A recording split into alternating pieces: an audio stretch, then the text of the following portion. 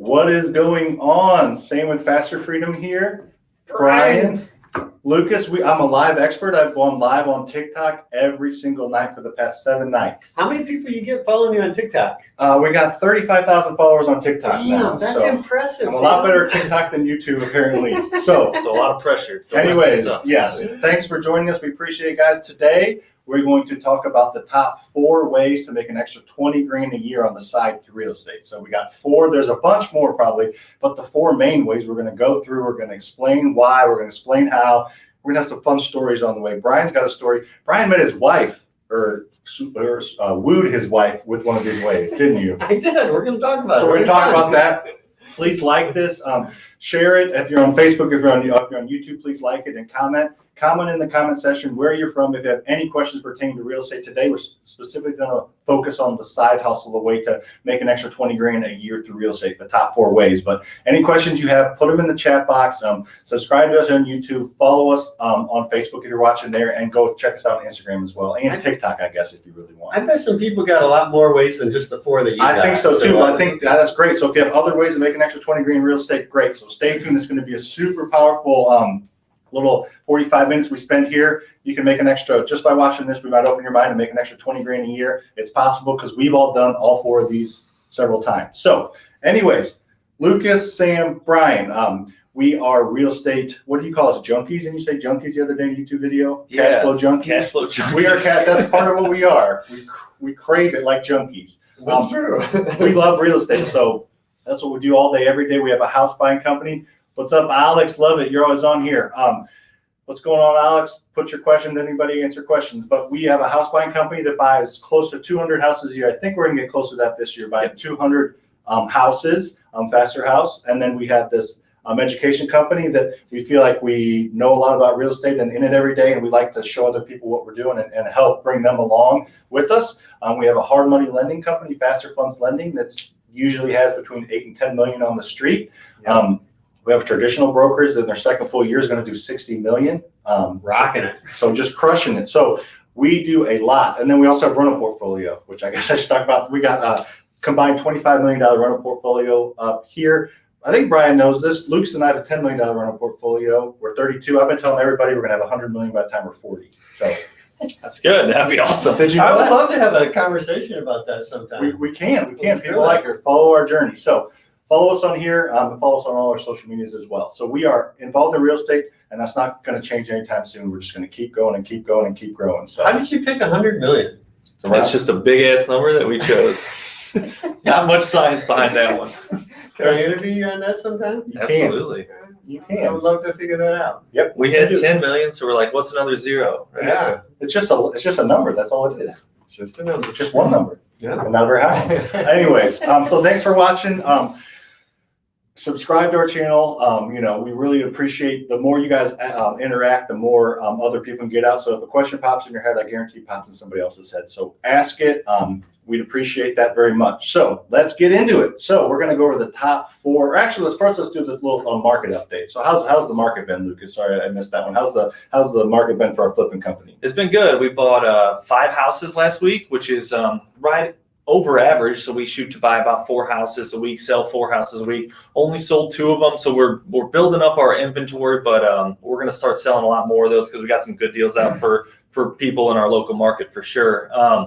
Are getting a little more conservative on our rehab, so only rehabbing the houses that fit exactly in our box going into the fall here. But other than that, the market has not slowed down yet, but we feel that it will kind of see a dip kind of going into fall a little bit. Potentially seeing a softening, potentially. Yeah. We were chatting in our meeting earlier. We had a meeting about our flipping business earlier, and we kind of talked a little bit about, I think this has been over the last, let's say 6 months or 4 months, this has been the best year I've ever seen for buy, rehab, resell. Good. That's what we do. Because Lucas runs the flipping company. That's why. Yeah, could be why. I'm sure that has a lot to do with it. But the market's also crazy hot. It is super hot. But like you guys say, it could start to be softening. So if you're buying rehabs right now, get in and out of them quick. Get them on the market. Get them sold here before we hit fall or late fall, especially, I guess. Yeah, we're talking all things real estate. If you're just logging on, so we'll answer any question you have to do with real estate today. We're specifically talking about the top 4 ways, in my opinion, to make an extra 20 grand a year on the side in real estate. So pretty cool little side hustles that we're going to be talking about today that anyone can do because we've done it. So Brian, how's the lending going right now? Is it pretty strong? I think we've had 6 loans last week, right? Yeah, I think so. Yeah, lending's good. We're growing our money on the street right now, which is good. People are getting in and out of their loans quick. So yeah, been happy with the lending business this year. Because I know the traditional side is doing very well as well. The market's hot. I know they're losing out on some deals trying to offer above asking. They're just not quite getting them sometimes because the market's so hot. And then leads in our flipping company have definitely been down. I think it's kind of around the country. Leads are down right now. People just, with all this COVID stuff going on, don't want you in the house, or they're listing their house instead of selling it to somebody like us. But we're doing our best to try and get as many leads as we can. I think for the last 2 weeks, leads have been down because it's back to school season. Everybody's focused on getting the kids back in school and that thing. So they're just not focused on selling the unwanted house. Yeah, and back to school has been so different this year compared to past years too. Yeah. So that probably causes a little extra stress. So last thing people want to think about is selling their house. Right. Exactly. That's a great point because the 2 weeks before that were good. I think we had 17 and 24, so we were kind of ramped back up and then. But anyways, all right. So that was our introduction. Ask any questions you have. Let us know where you're from. But what's that little thing that Elvira put on there? I think it's hands doing this, right? I thought it was 2 hearts. It's just a little small on our screen. I don't think it's hearts with our orange. Hearts are red. Like rosy cheeks or something. I don't know. Maybe. Either way. Hi, Elvira. Nice to see you guys. All right, so we're going to talk about the top 4 ways to make an extra 20 grand at a minimum. I told Lucas these earlier, and he's like, 20 grand is way too low, but we're trying to be conservative, be realistic, and give you guys something to shoot for that you can actually accomplish. So the first way, I'll say them, introduce them, and let these guys get their feedback. The first way that I think you can make an extra 20 grand very conservatively a year in real estate is become a real estate agent. Makes sense. Pretty simple. None of these things are going to be earth-shattering, but there are going to be real ways that you can do this. You can make an extra 20 grand because most real estate agents get paid around 3%. I know there's some brokerage stuff in there that we're not going to get into because some brokerages are more expensive, some are cheaper. But if you would sell $700,000 worth of real estate as an agent, you will make around that $20,000 mark, some a little less, some a little more. In some markets, that's 1 house. In a lot of markets, that's 2 houses. I guess you could do some lower end houses, it'd be 3 or 4, but it doesn't take a lot of time and effort to sell 2 or 3 houses a year. And if you do that, you will more than likely make 20 grand. And you can do a lot of this online. Most of the real estate education is online. You just go in and take a test. It's not the hardest test in the world, but you do have to learn and study. And it might take a few months to do this process. And all these, aren't going to happen in the first month. But you work on any of these, especially this one, 6 months to a year down the road, you can easily be making an extra 20 grand while you have a full-time job. And who doesn't want an extra 20 grand? Who doesn't want an extra 20 grand? So then this is where Brian met his wife and wooed her with tell a his story. Yes. Tell your story. So back in 2001, I got divorced, and my current wife got divorced. And Debbie and I kind of knew each other. We were kind of in the same kind of friend group or whatever. We weren't like. Does that house look familiar? You're showing the house before I get to tell the story. Okay, go. Too early, We're talking real estate, Brian. People know houses, but they're Rachel pointing to it. Blame her. All right. So anyway, you distracted me. But so I kind of knew who Debbie was, but I didn't know her well. But we were at this lunch one day, and she kind of mentioned that she sold this a farm that her and her ex had owned, and she needed a place to move to. And I didn't really give it much thought, but the next morning I was just driving around. You ever driving around, just thoughts pop into your head? Does that ever happen to you guys? Happens to me a little bit, you a lot of it. It happens almost every day to me.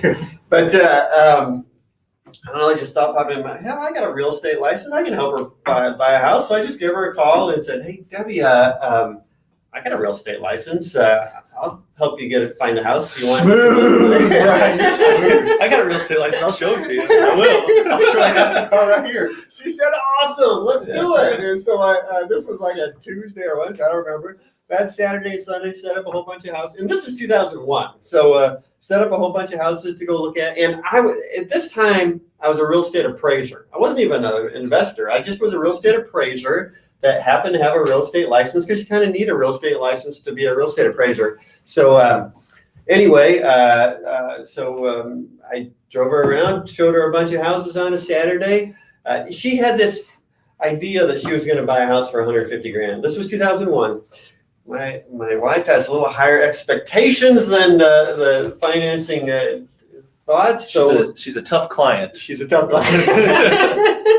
But fortunately, she had the ability to pay up. So anyway, show the house. You already did it, but Brian, that's called foreshadowing. Okay, you foreshadowed. This is the house. It's in the Highlands in St. Peter. She paid $210,000, I think, for this house, if I remember right. So you made her go like 30% over budget almost? Yeah, I showed her $150,000 houses, and we would walk in the door and right back out. It wasn't her taste, her style. She had higher tastes or whatever. So anyway, showed her a bunch of houses. Now, the good thing about Debbie is she's a quick decision maker. So showed her a few houses in the $150,000, $160,000 price range. Quickly found out that wasn't for her, so we bumped our price range up to the 200 to 225 range. I showed her this house like that. So I think on Saturday we went to a bunch. Sunday we went to a bunch. This was one I went to Sunday. Wrote the contract by the end of so this was a weekend. So by the end of Sunday, we had this house under contract, or she did. And so one weekend, I made 3% commission on that because I was a broker, and so up 210. So what is that, like $6,000? Yeah, a little over $6,000. Yeah, and that's just one house in a most. This is a okay price range for St. Louis, but there's definitely higher houses and other markets, a lot more expensive. For sure. And I tell this story because number one is I was a real estate. I wasn't an active real estate agent. I just was aware of my friend group and so forth. And if I heard somebody saying they were going to list a house or looking for a house, just throw your hat in the ring, that type of thing. This particular one was interesting because Debbie and I got to know each other a lot better through that process, not only over that weekend, but just the process of buying a house. You've worked with your agent quite a bit. And it turned out that I got a wife out of the deal. There you go. That cost you way more than the $6,000 you made.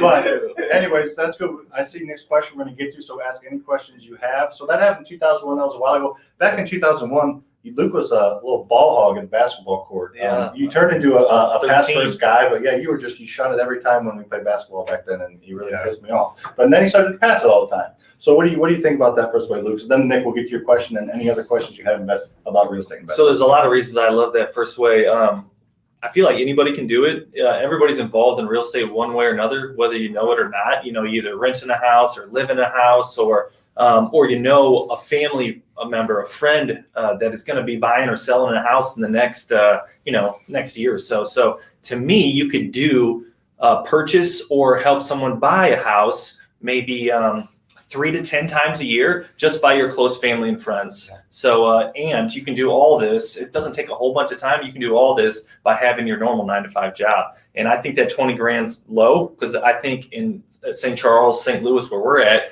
we're probably the median price points around that $250,000 that a lot of people are looking to buy. So to make that 20 grand, that's only 3 deals. And I think you could easily do 5 to 10. So you could probably make an extra 40, 50 by being a real estate agent and just focusing on your close friends and family. And that's just in St. Louis. Some of these markets with a little more expensive houses. I mean, you do 3 houses that are the median price is $500-600 grand. You do 3 of those houses, and you're making double that. You're making 40 grand. So yeah, I think it's definitely a good realistic way to make some money. So that's the first way, and it's not super hard, and anybody can do it. And there's other advantages to being a real estate agent if you want to be an investor as well. All right, so next question. What's up, my bud Nick? Have you ever done any land deals? I'm in the process of doing a land deal to develop and sell to home builders. Any insight on this process that you may have learned through your own land development deals? So our only development deal is we're keeping it. It's a big construction project, but the infrastructure is already there. So I'm not the best person to give you that insight. I don't know about you, Brian. No, I'm really not either. Phil Vincent and works with our company. He's pretty into that. He's definitely done that a few times. Yeah, and what he knows is he knows what builders want. Yeah. You know what I mean? So I would maybe start talking to a whole bunch of builders out there. Or hit up Philip on Facebook, or just talk to builders and just get to know what they want, what they look for. So that's awesome. We don't do a ton of land stuff. That's one of the few things we don't do, because we do commercial, residential, apartments, storage. We do all that. The one thing we don't really focus on is land stuff. But we Nick, do. you found a question that we don't know the answer to. First time Thanks for asking. Ever making us look bad. Thanks, Nick. But if you have any other questions, anybody ask them, we can talk all things real estate. We will answer the question. If we don't know the answer, we'll tell you, I promise. So, all right, that was the first way. The second way to make, and this is again a minimum of extra 20 grand a year, is drum roll, flipping houses. I know that sounds self-explanatory, but I know a ton of people that Like wholesaling or flipping, rehab? no, buying, rehabbing. Most The whole people think, process, most okay. people, when they hear the word flipping, they think rehab and sell. So, Yeah. like the flipper flop, the HGTV stuff that you see out there, buying a house, fixing it up, and selling it on the market.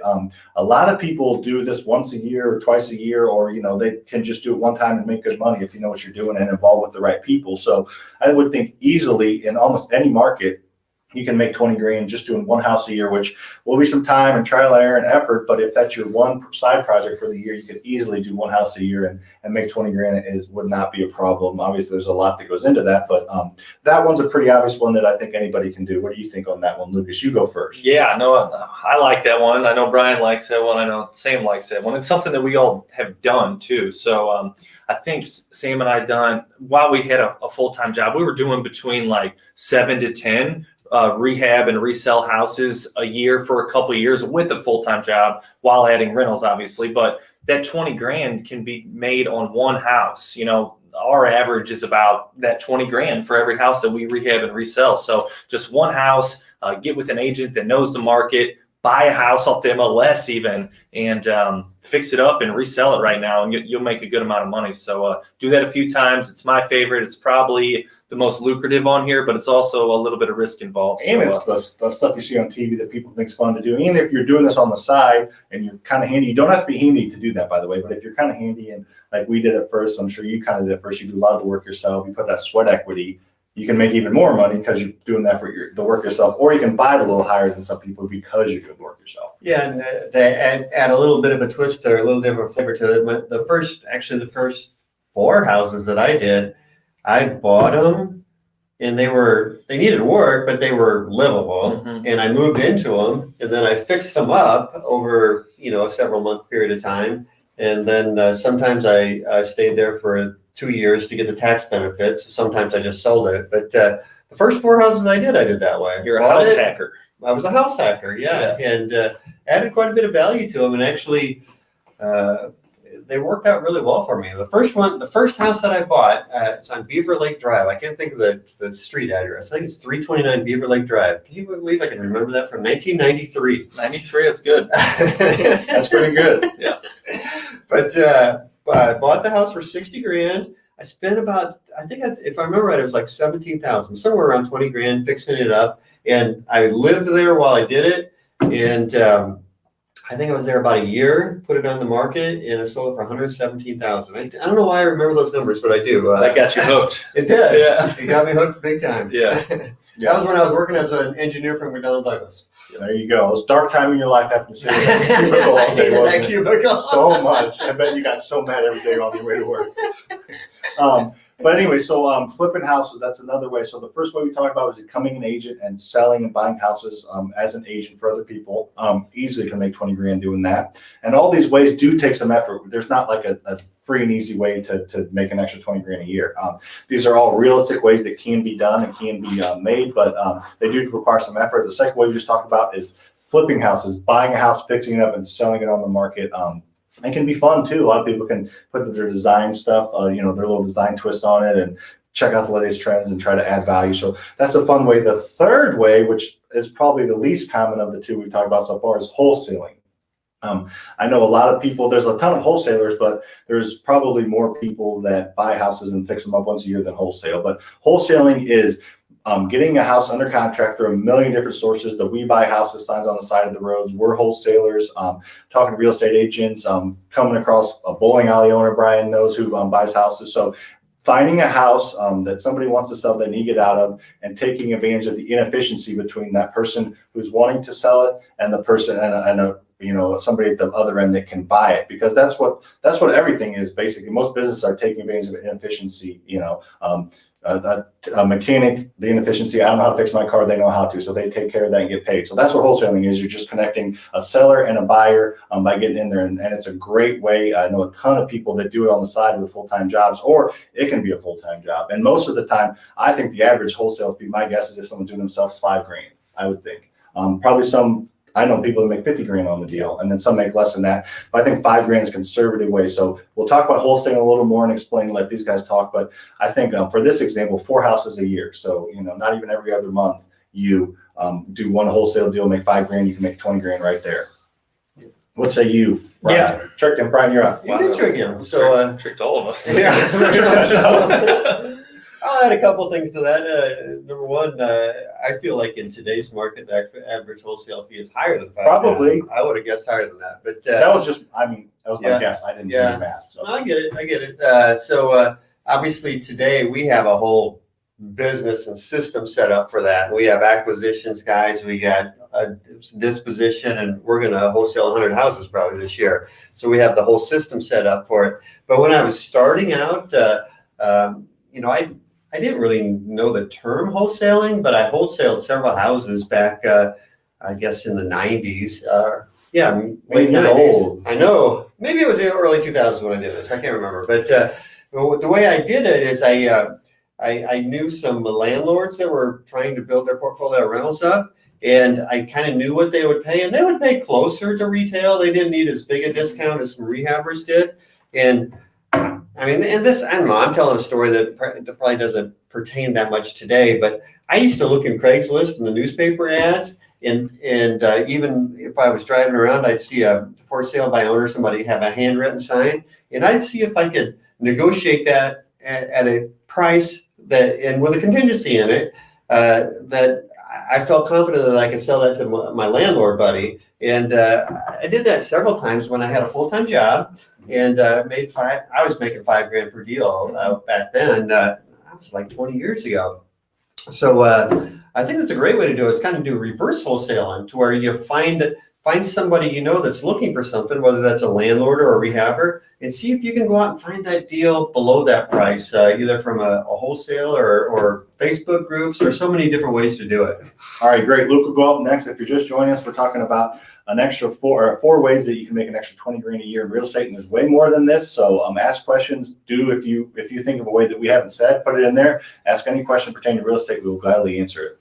Yeah, so a person looking to make an extra $20,000 in wholesaling, to me, I would start at the very basics, and I would take it a step further back than you, Brian. I think I love the reverse wholesaling idea, but you were an appraiser at that time. You know how to evaluate properties probably pretty well. Yeah. To me, I would just find an end buyer, and an end buyer could be a bigger company. It could be like a Faster House in your market, or it could be a local landlord, local rehabber, whoever. But just keep your ear out, and anybody that has to sell a house fast in your family or close friends, you don't even have to go to that house and do the negotiating. I would bring them along up front and have them come with you to that house and learn something from them and be like, hey, I want to make $5,000 on this. Tell that end buyer right up front. Be like, I want to make $5,000, and have them do the rest and learn something through the process. And then hopefully you're able to negotiate yourself further down the line. Yeah, that's a great fit. It's basically a bird dog type of scenario or a connector type of scenario. And yeah, that's a great way to do it. Yeah, and There's no risk at that point. And I would say most wholesalers don't have the funds to close on every deal, and some of them do, but they just don't want to. So I would just caution you to be transparent and be honest with the home seller. Yeah. Make sure they know that you potentially will not close if you're not going to close. So put that contingency in there. I always use a line of, if you think you'll lose the deal because they know you're not going to potentially close, just say, give me 10 days to sell this. If I can't, you're no worse off than you were 10 days ago, but I'm giving you the price that you want. So just give me 10 days. I know a lot of buyers, let me shop this a few times. Get other people in. Don't lie to them and tell them you're not going to bring people in. Don't, tell them you're going to bring one person and bring 10. You need to be transparent and upfront and honest. Trust me, you might not get as many deals, but you won't back out as many and have a much better name. So be honest, be upfront, and just use a line, give me 10 days to sell this. If I can't, then you're no worse off than you were. And then you can go sell to somebody else or list it or do whatever you want with it. So I feel like that's a good line to be honest, and it won't scare them away too much. Never be wrong being honest. Never be wrong being honest. That's a good point. So, all righty, you doing some math over there? Oh yeah, I'm getting into our next one here. All right. So Jumping ahead. I know. it's all right. So the next one, this is my favorite. Those other two were their favorite. This is probably the least, I wouldn't say popular, but the least used of the four. And then we'll do some bonus ones because I know Brian's got some bonus ones back here in the back of his mind. Back I here. was wondering where my mind was. Mine's everywhere. So this We're wondering one, where it is too. this one's my favorite because this one is creates the most long-term wealth out of all four of them, probably combined. But anyways, this is using the Burr method. Is that a word? Burr method or Burr strategy. I combined them. Maybe we should trademark that. But You love that Burr method, don't you? oh man, it's powerful. All right, it's like Cameron Cathcart, all powerful. So the Burr method or Burr strategy. If you don't know what that is, check out our YouTube. We have a ton of videos on it, but it's a way to buy real estate without using any of your own money, buy rental properties without using any of your own money. And when you do that, I would say at least 50% of our Burr deals, we have the potential to take out money when you refinance. I know Cam, the guy was the reason I brought up Cam is one of our buyers. His very first Burr deal, he took out $13,000 as a tax-free cash out refinance. So it's super powerful. So with the Burr method, you buy a property, you rehab it, you rent it out, you refinance it, and then you repeat it. You do as many times as you want using other people's money to buy rentals, basically. And that refinance stage, which we're not going to go into much of the Burr today, but that refinance stage is where you could potentially make money, and you do a lot of times. So if you just make an extra $2 or $3 grand on a few Burrs a year, and then also get the cash flow of building up a rental portfolio, this one will take time to get to an extra 20 grand a year, but this is sustainable and it creates long-term wealth. Love it. I love that portion of it because it's tax-free. That's amazing. Brian, okay, can you go? Yeah, too late. I'm already going. But yeah, that's amazing. So you got to buy the house right, obviously. And I'll let you stick with the equity building and the cash out refinance. I'm going to talk more about the cash flow side. So we shoot for about $200 per door for every house that we buy. Minimum per month. $200 per door per month. That's our benchmark. Net. Net after all expenses. So that's money in your pocket. So to get 20 grand a year, you only need like 8 or 9 of those. Yeah. And that just seems super feasible to me, and hopefully it feels feasible to you guys out there. Especially if, so like I said, these don't happen overnight. So over the next 2 years, you get 4 houses a year, which is definitely doable. Just from cash flow, you can do it, but like I said, you can expedite that process with some cash out refinance. Exactly. With rental properties, there's multiple ways to make 20 grand a year. And that's why I said I like the Burr method, Brian. You know why? Because Luke's and I have a $10 million rental portfolio using the Burr method, using none of our own money. And the exciting part about that is it's equity that you can tap into. We just cashed a check for almost $900,000 because this is what happened. Our portfolio was worth this, and we owed this much on it. It went up in value because that's what real estate does. And then the tenants paid the note down. We didn't pay the note down, and it got to this point, and Lucas said, "Let's pull out almost $1 million." And I said, "Okay." I'm not going to argue against that one, right? Yeah. So that's why it's my favorite. That's what basically FasterFreedom, this education company, is mainly about. We do a lot of different things, but mainly about growing wealth, financial security, and financial freedom through owning rental properties without using any of your own money. So it's powerful. Brian, I feel like we crushed that. Is there anything you can add to that one? Yeah, good luck. I'll just add one thing. I don't know that it's a earth-shattering thing, but if you buy a house or, buy it right, do the Burr method where you own a house. So you own that house, you're into it at a good position. One other way to make money on that I'm thinking about a lot of things that I used to do when I was early on when I started my career. And when I started my career, I used to do a lot of rent-to-owns. I'd buy it at a discount, fix it up, rent it, get my money back. So I'm into the house for no money. But then when I would advertise it, instead of advertising it just for rent, I'd advertise it for a rent to own or lease option. And, I don't want to ever tell anybody that those are awesome because from my experience, only about 25% of them actually buy the house. Yeah. But those ones that do, you get a nice pop because you bought it at a discount, you basically into it, no money down.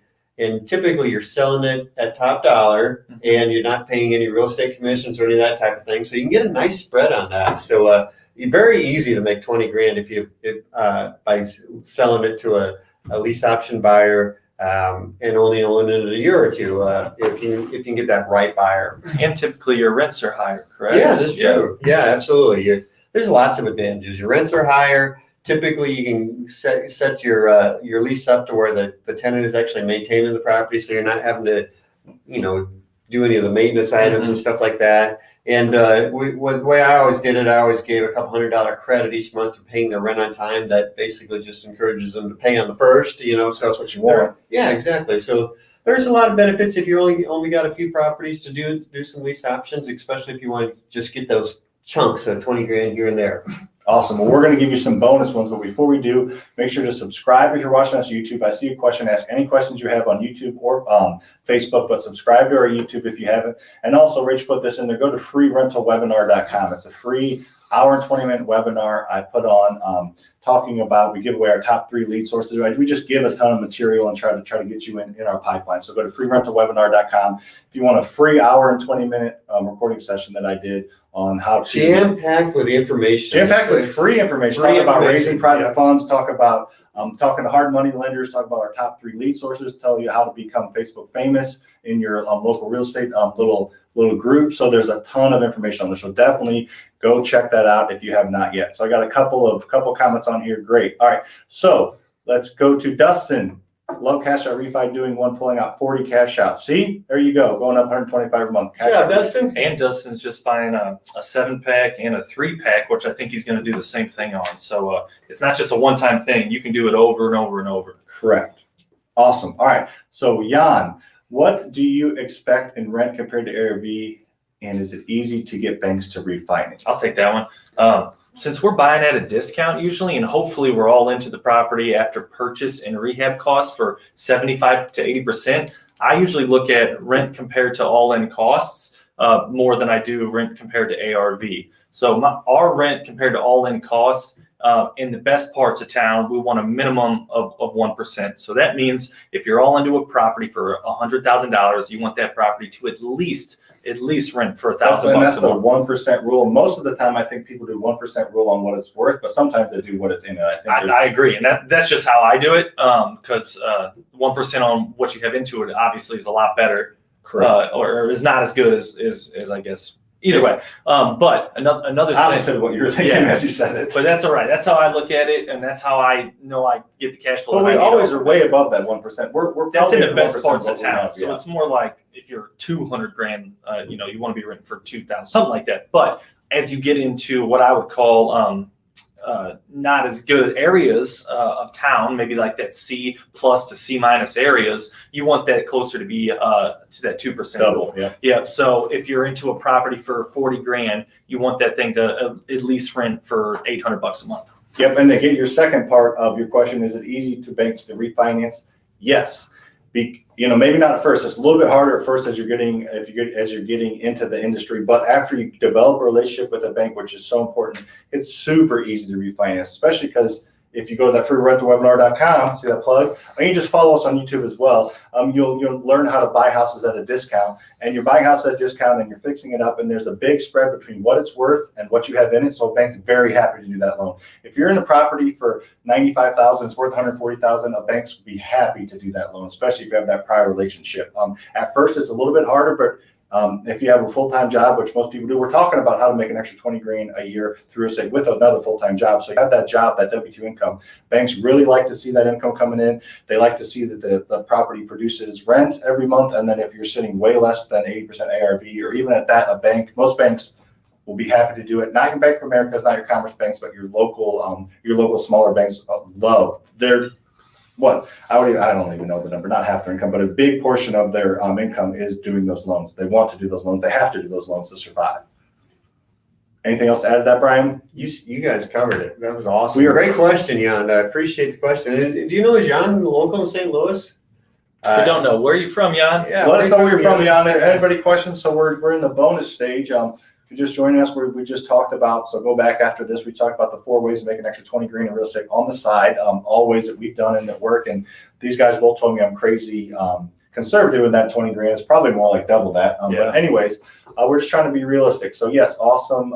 Alex, that's right. Dustin's awesome. Dustin's the bomb. And I believe Alex is buying his first rental coming up here within the next week. If I got that correct, is that you, Alex? You buying one of your first rentals coming up here? Yeah. Let us know. Let us know. And then if you want to, if you're in the St. Louis market, which I know most watching are not, contact Dustin. He's a great local landlord, growing his portfolio like crazy. And he also is the kind of the connection for our lending company. So go contact him as well. Hard Money Lending. All right. Wildwood, yeah. So Yeah, Ron's I sold remember Juan investing in St. Charles. Yeah, it came to the Buyers Club. Yep. Yeah. The Buyers Club. We McDonough. I think we sold them or almost sold McDonough. Yeah. So all right. Yep. Well, I remember you very. So Brian, you got back here a couple of other ways. What are some of your other ways to make an extra 20? So it sounds like Jan is investing now in St. Charles, and yeah, I think that 1% rule is a good rule for the St. Charles type property. So That's a good. yeah. So 1%. So look at that real quick. First What? property. Let's go, Alex. He definitely did it on his own, but he's come to our Buyers Club a few times now. He's been on here, getting involved in our community, and that's awesome, man. He's young too. I think you're in your early 20s, if I remember right, 21, 22, Nice. something like that. And your first round at that age is pretty awesome. Yeah, great start, man.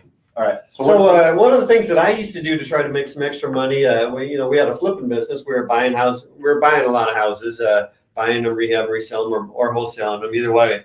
But I would sell some of the contents because every time we buy a house, maybe not every time, but I would say at least half the time when we buy a house, the seller leaves behind a lot of stuff. Mm-hmm. And some of the stuff that worked really well for me to sell was washers and dryers and refrigerators because we would never use it on the rehab. We wanted them out of the house, and typically you could get $100 for a washer, $100 for a dryer, and $100 for a refrigerator as long as it was running and in decent shape. So if you do that on every house you buy, that adds up. And for us anyway, because we buy a lot of houses, and also, quite a lot. I was always amazed at how much people would pay for used kitchen cabinets. We would take out kitchen cabinets because we weren't, we were going to update the house and sell the kitchen cabinets for a couple $100. It was amazing. So we did that. My wife and I did that quite a bit for a couple of years when we were just looking for extra side cut. I used to, I remember this. I used to use that as my cash money, my walking around cash money. Mm-hmm. And I remember I didn't have to go to a bank and do any ATM withdrawals for a year because I was just going. Fat wad of cash in your pocket. Maybe I need to do that because I have had $1 in my wallet for the last 7 months. Yes.